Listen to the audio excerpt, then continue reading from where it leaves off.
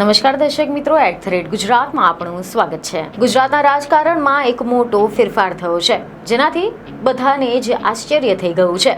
દિવાળી પહેલા જ ગુજરાત ભાજપમાં મોટા ધડાકા થઈ ગયા છે।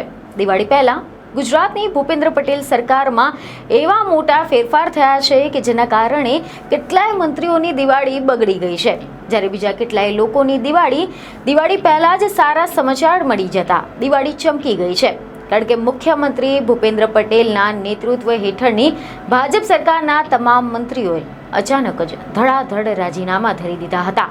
છેલ્લા ઘણા દિવસોથી ગુજરાતમાં રાજકીય વર્તુળોમાં એ ચર્ચાઓ ચાલી રહી હતી કે ગુજરાતના મંત્રીમંડળનું ગમે ત્યારે વિસ્તરણ થઈ શકે છે, અને હવે આ બધાની વચ્ચે ગુજરાતમાં મુખ્યમંત્રી ભૂપેન્દ્ર પટેલના મંત્રીમંડળના તમામ 16 જેટલા મંત્રીઓએ રાજીનામા આપી દીધા છે। અને એટલું જ નહીં, આજે મુખ્યમંત્રી ભૂપેન્દ્ર પટેલનું નવું મંત્રીમંડળ એટલે કે 2.0 સરકારની આજે ગાંધીનગર સ્થિત મહાત્મા મંદિરમાં શપથવિધિ પણ રાખવામાં આવી। જો કે આ નિર્ણય એટલો બધો અણધાર્યો હતો કે દરેક વ્યક્તિ હાલ એવું જ વિચાર કરી રહ્યો છે કે આના પાછળનું કારણ શું હોઈ શકે છે। શું આ ભાજપની કોઈ નવી રણનીતિ છે? શું ગુજરાતના રાજકારણમાં હજી પણ કોઈ મોટા ફેરફાર થવાના છે કે કેમ? ગુજરાતની વિધાનસભાની ચૂંટણીઓ હજુ તો 2 વર્ષની પણ વાર છે, ત્યાં જ ગુજરાતના તમામ મંત્રીઓએ રાજીનામા આપી દેતા ખળભળાટ મચી જવા પામ્યો છે।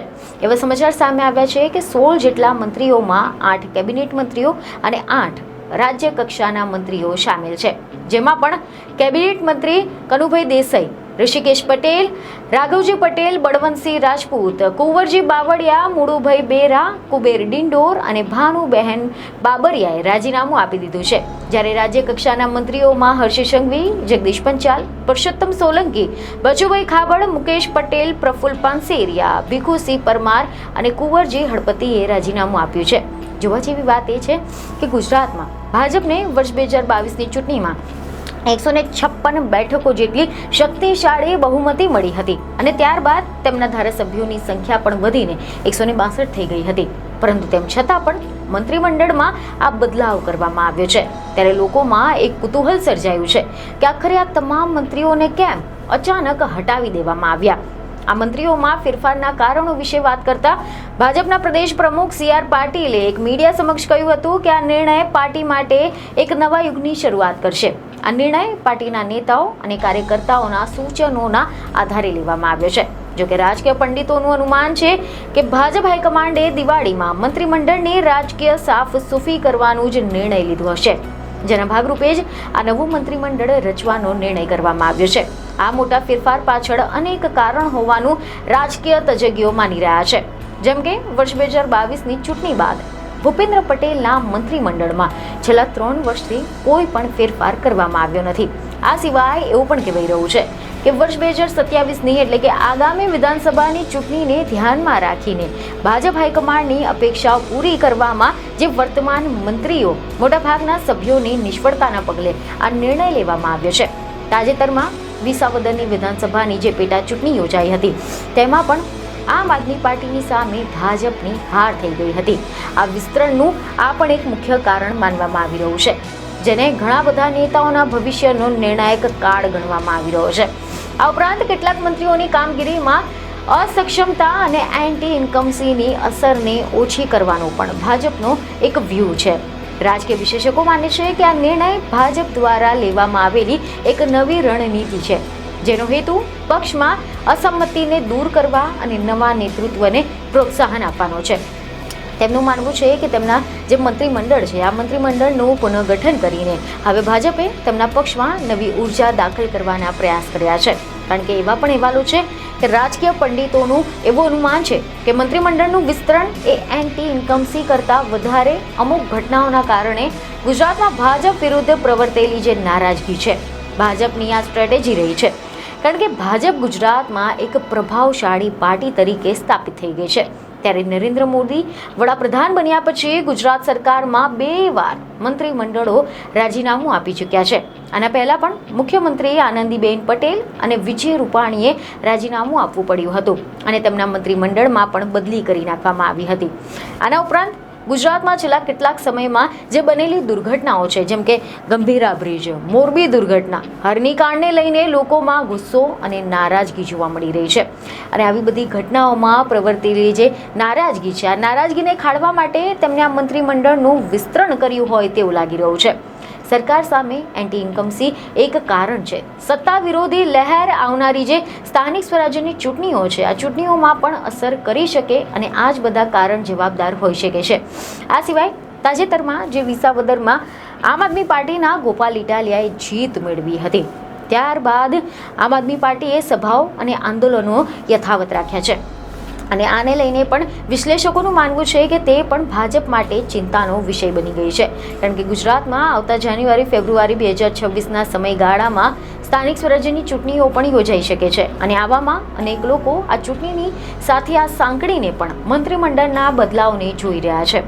મંત્રીમંડળના વિસ્તરણના બે મુખ્ય કારણ પણ હોઈ શકે છે. એમાં એક છે નેતાઓને સાચવવા અને આવનારી સ્થાનિક સ્વરાજ્યની જે ચૂંટણી છે, આ ચૂંટણીમાં શ્રેષ્ઠ પ્રદર્શન કરવું, જેથી કરીને આવનારી સ્થાનિક સ્વરાજ્યની ચૂંટણીને ધ્યાનમાં રાખીને પણ આ નિર્ણય લેવાયો છે. જો કે ગુજરાતના રાજકારણમાં જાતિ સમીકરણ મહત્વપૂર્ણ ભૂમિકા ભજવે છે, જેથી ભાજપે તેના મંત્રીમંડળમાં પાટીદારો, ઓબીસી, આદિવાસી, દલિતો, બ્રાહ્મણો અને ક્ષત્રિયો સહિત તમામ જાતિ જૂથોને પ્રતિનિધિત્વ આપ્યું છે. અને આ પગલું પક્ષની સામાજિક સંવાદિતાની નીતિને પ્રતિબિંબિત કરે છે. ગુજરાતમાં ભાજપ સરકારમાંથી તમામ મંત્રીઓનું રાજીનામું એક ખૂબ જ મહત્વપૂર્ણ વિકાસ છે, જે રાજ્યના રાજકારણમાં નવા પરિવર્તનનો સંકેત આપે છે.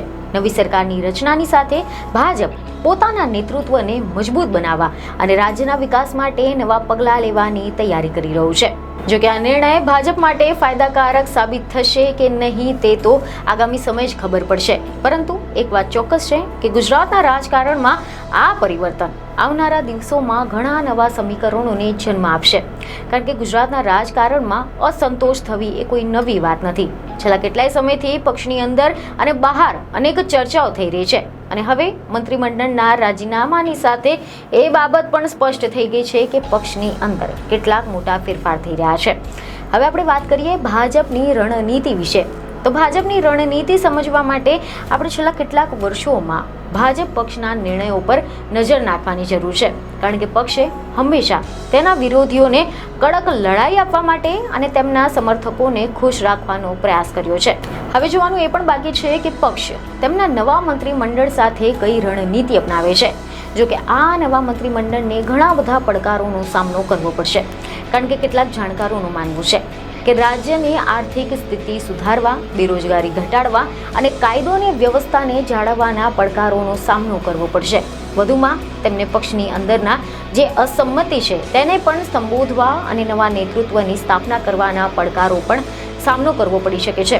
મહત્વનું છે કે ગુજરાતમાં ભાજપ સરકારમાંથી તમામ મંત્રીઓના રાજીનામા લેવા એક મહત્વપૂર્ણ ઘટના છે, જે રાજ્યના રાજકારણમાં એક નવા પરિવર્તનનો સંકેત આપી રહ્યો છે. ત્યારે જોવાનું એ રહે છે કે પક્ષ તેના નવા મંત્રીમંડળની સાથે કઈ રણનીતિ અપનાવશે અને રાજ્યના રાજકારણમાં હજી પણ કયા નવા ફેરફારો લાવી શકે છે. આની સાથે જ જનતાને પણ આશા છે કે આ નવું મંત્રીમંડળ એ વિકાસના કાર્યોને અધિક વેગ આપશે અને ભ્રષ્ટાચાર મુક્ત શાસન પ્રદાન કરશે. સીએમ ભૂપેન્દ્ર પટેલના નેતૃત્વમાં હવે નવા મંત્રીમંડળ ગુજરાતને વિકાસની નવી ઊંચાઈઓ પર લઈ જવા માટે કટિબદ્ધ રહેશે તેવી અપેક્ષા છે. તો હવે આ વિષય પર તમારું શું કહેવું છે તે અમને કમેન્ટમાં જરૂરથી જણાવજો. બીજને ખબરો સાથે ફરી મળીશું. ધન્યવાદ.